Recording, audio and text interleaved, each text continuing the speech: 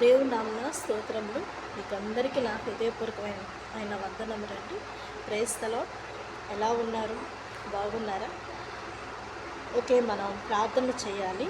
దేని విషయము అనంటే సేవకుల ఆరోగ్యం కొరకు, వారి పరిచర్య కొరకు మనం ప్రార్థన చేయాలి.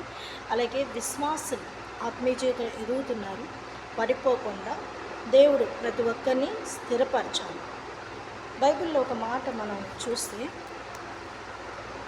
చూద్దాం. ఇర్మియా గ్రంథం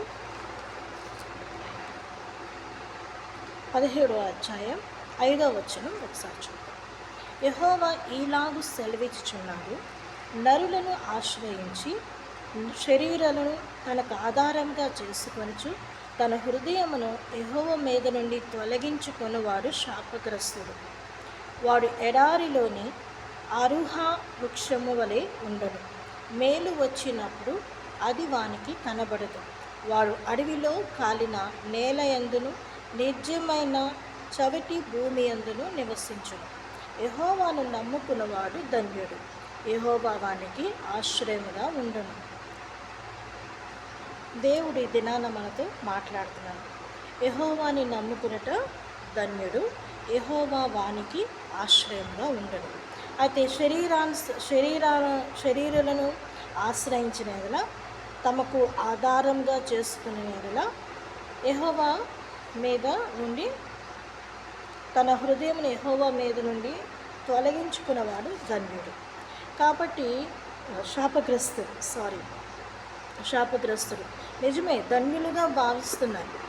మనుషుల్ని ఆశ్రయించటం వల్ల, మనుషుల యొక్క సహాయం కోరటం వల్ల ఏదో మేలు కలుగుతుంది అని అనుకుంటారు. ఏమి కలగదు.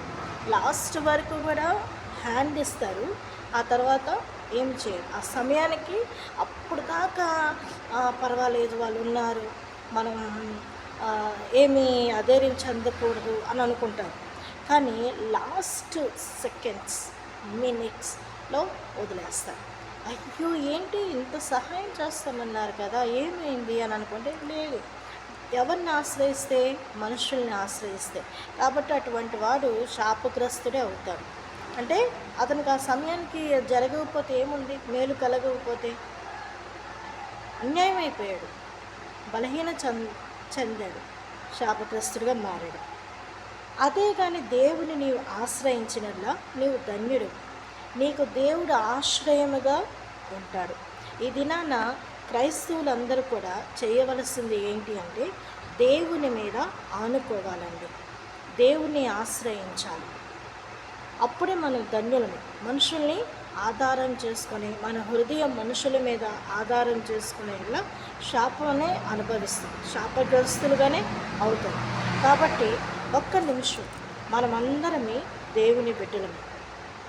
దేవుని బిడ్డలు ఎప్పుడు కూడా ధైర్యంగానే ఉండాలి. నీతిమంతులు సింహము వలె ధైర్యంగా ఉంటారంట.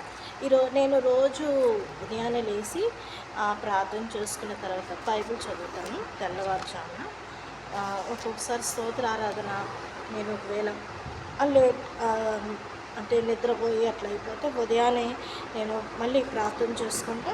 అప్పుడు కంపల్సరీగా ఉదయాన్నే లేచి నేను బైబిల్ చదువుతాను. అది మా ఫాదరు, మా వాళ్ళందరూ చదువుతారు. ఓకే, నాకు కూడా అదే వచ్చింది. ఈ మధ్య నేను కూడా చదువుతాను ఉదయాన్నే, కానీ మరి అంత ఓపెన్ అట్లా కాదు. సో ఈ మధ్య నేను ఇది టార్గెట్ పెట్టుకున్నాను, ఎప్పుడైనా మధ్యలో వెళ్ళి చదవటం జరుగుతుంది. అలా కాదు, ఉదయాన్నే నేను చదవాలి.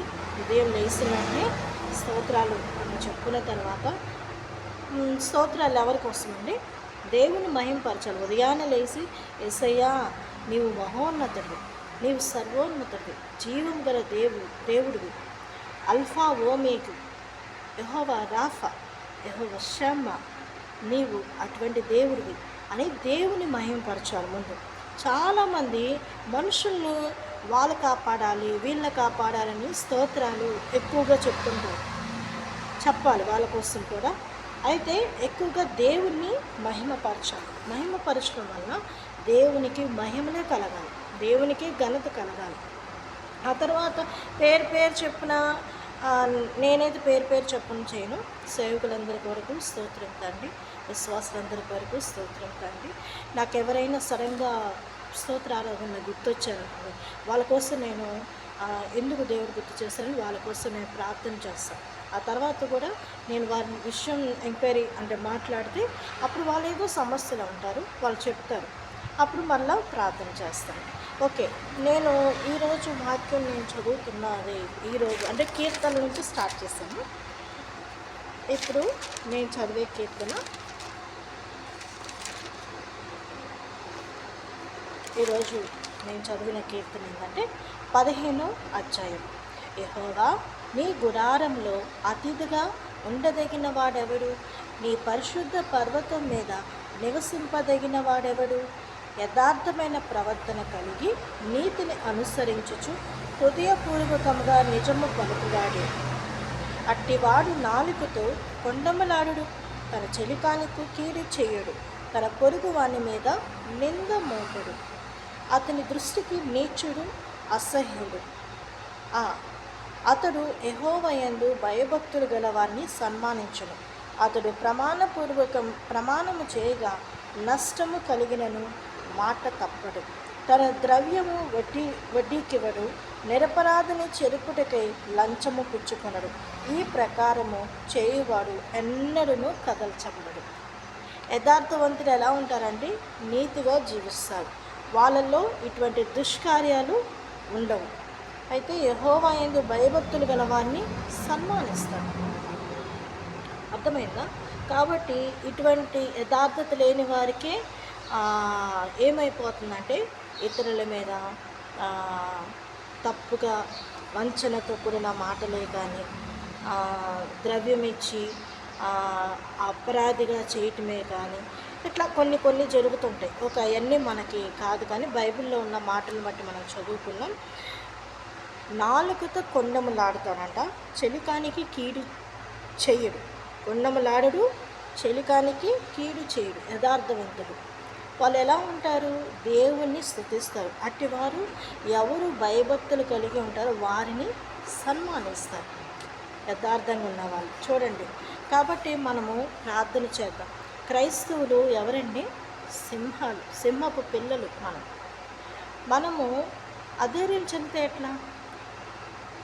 దానియేలు విషయంలో ఒక చిన్న మాట, నేను ఈరోజు నా తల్లుల ఆరాధనకి తల్లి వస్తే ఆమెకి నేను చెప్తుంటే ఏమి క్లాప్స్ కొట్టిందో తెలుసా అండి? సంతోషించింది.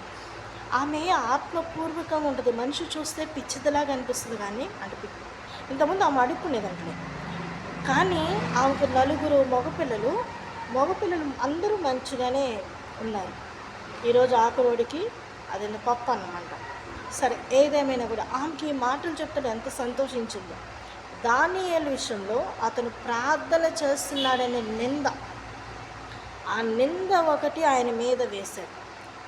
అతను ఏ నింద లేదు, ఏమీ తప్పు లేదు, ఏ అపరాధము లేదు. కాబట్టి ఎలాగైనా అతన్ని సింహపు బోన్లో వేయాలి. కాబట్టి వీళ్ళందరూ ఏకీభవించి, వీళ్ళ గుంపు ఎక్కువ ఉంటుందండి, ఇలాంటి వాళ్ళ గుంపు ఎక్కువ ఉంటుంది. ఇంకా సరే వెళ్ళారు. వెళ్ళి అయ్యా ఏ